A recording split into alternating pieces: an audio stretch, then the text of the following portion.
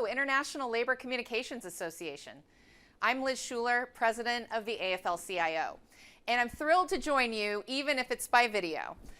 Thank you to the board members, General President Lisa Martin, Secretary Damon Romine, and Treasurer Chelsea Connor. Through the ongoing worst ever global health crisis, attacks on democracy, the trauma of systemic racism, technology changing how we work, rigged economic rules, the threat of climate change, we want every working person to know they can find hope with us. We are the most powerful vehicle for progress. We are claiming worker rights and worker power. We are expanding democracy at the ballot box and in our workplaces. We are relentlessly pursuing racial justice and gender equity. We are building the path to the equitable, clean energy future. And we envision a future where working people shape technology to co-create prosperity that is widely shared. And we are the center of gravity for incubating new ideas that will unleash unprecedented union growth. That's how we balance the economic scales. I want every working person in every kind of job to see that they can have a place in our movement. Because together we are moving society forward. And the work of this association is a shining example.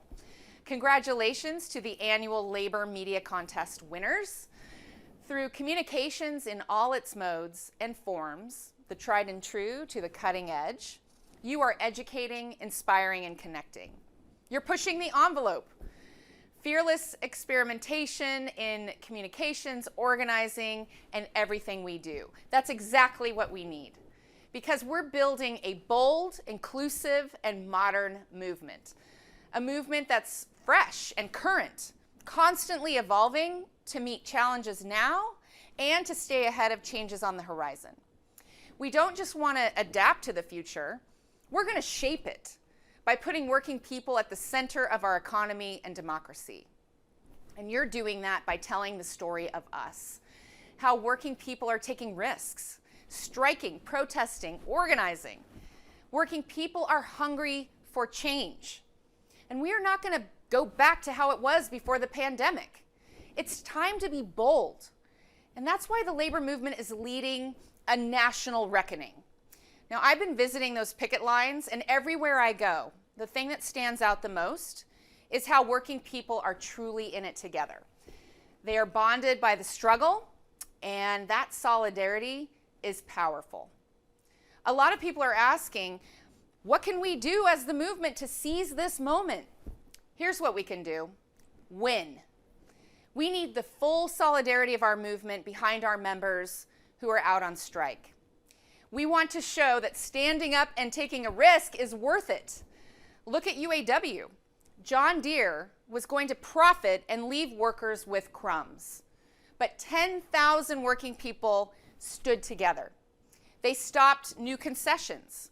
They reversed old ones. They won.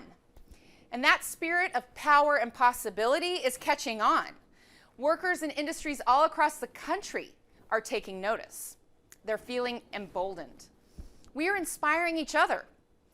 And the next question is, how do we translate that spark into union growth? That's the challenge.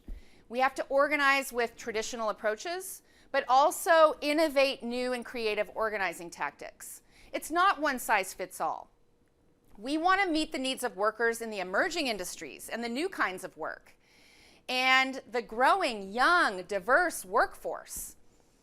Now, our doors are wide open. We're transparent. We are inviting the future in.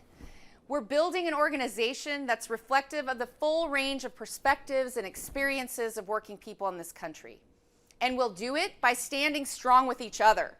Solidarity, that is our power. We are a movement of inclusive cultures, beliefs, faiths, and backgrounds. We are one of the only institutions that brings an incredible range of diversity together in one house. And at a moment of extreme national polarization, we in the labor movement have a special role. We are defending democracy against authoritarianism and fascism. We are on the front lines fighting to expand voting rights at the ballot box and in our workplaces. because workplace democracy is fundamentally and deeply connected to democracy at the ballot box. You can't have one without the other. And you can't have true economic justice if any of us are disenfranchised. That's just one reason the path to citizenship is long overdue. We are at every table, every rally, every demonstration. We are organizing, we are lobbying, we are telling the story of this moment and our future.